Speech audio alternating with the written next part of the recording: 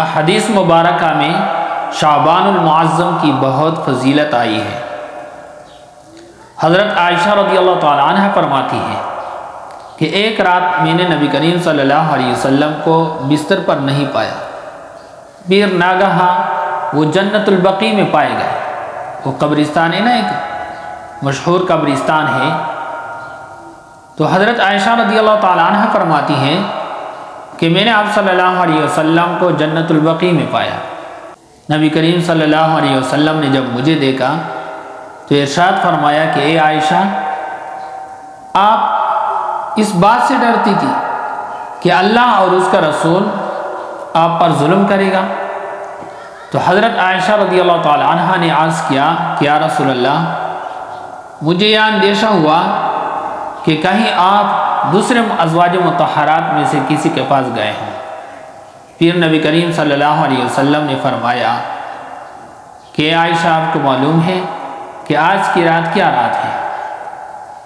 پھر فرمایا کہ آج 15ویں شعبان کی شب ہے، اور اس شب کو اللہ تبارک و تعالی بنو کلب کے بکریوں کے بالوں کے بقدر لوگوں کی مغفرت فرماتا ہے۔ تو اتنے زیادہ لوگوں کی مغفرت اللہ تبارک و تعالی اس رات میں فرماتا ہے۔ حضرت علی رضی اللہ تعالیٰ عنہ سے منقول ہے کہ جب شعبان کی 15ویں رات ہو تو اس رات کو قیام کرو اور اس کے دن میں روزہ رکھو، اس لیے کہ اس رات میں اللہ تعالیٰ کی تجلی آفتاب کے غروب ہونے کے وقت سے ہی آسمانی دنیا پر ظاہر ہوتی ہے۔ پس فرماتا ہے کہ کوئی بخشش مانگنے والا ہے کہ میں اس کی بخشش کروں، کوئی رزق لینے والا ہے کہ میں اس کو رزق دے دوں، کوئی مصیبت زدہ ہے کہ میں اس کو مصیبت سے چھڑاؤں، کوئی فلاح حاجت والا ہے، کوئی فلاح حاجت والا ہے۔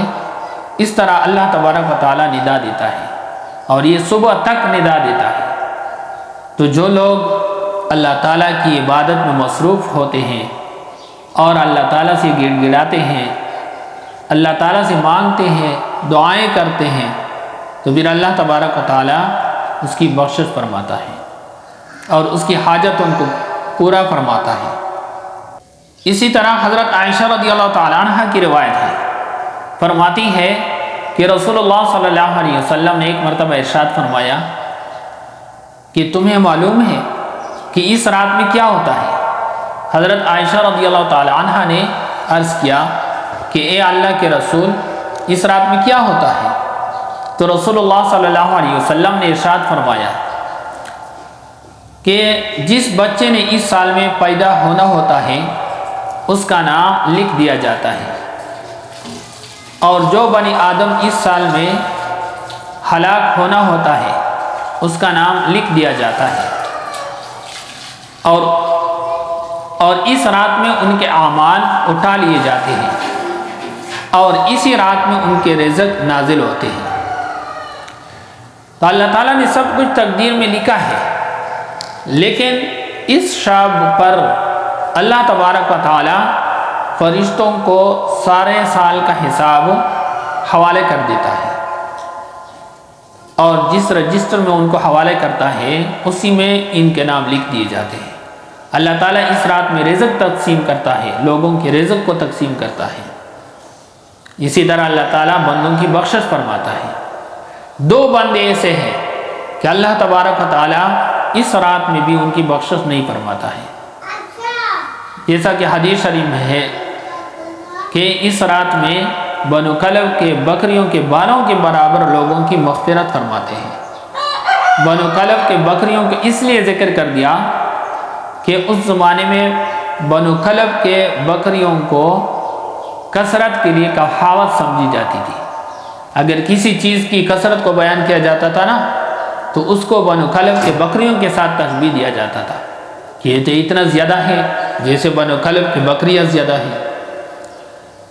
اس وجہ سے نبی کریم صلی اللہ علیہ وسلم نے فرمایا کہ اس رات میں اللہ تبارک و تعالیٰ اتنے زیادہ بندوں کی مغفرت فرماتا ہے جتنا کہ بنو کلب کے بکریوں کے بالوں کی تعداد ہے۔